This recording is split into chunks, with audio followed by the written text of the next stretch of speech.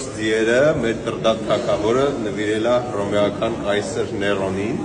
Սան Մարկո բազիլիկայի վերևը այդ 4 ձիերը կան, բայց դրանք կրկնօրինակներ են, դրանք իսկական ձիերն են։ Հետաքրքիր բան, երբ որ Նապոլեոնը գրավեց Վինեցիան ու այս ձիերը շատ էր հավանել, տեղափոխեց իր հետ, ինչպես եւ իսկական թալանչի, ու տեղափոխվելու ժամանակ գլուխները կտրել էին, որովհետեւ նավի վրա չէր տեղավորվում։ Տեսնում եք, այս վզնոցները չեն եղել, այս վզնոցը հիմա զուտ թաքցնում է, որ այնտեղ կտրած է այդ ամեն ինչը, հետո կպցրած է։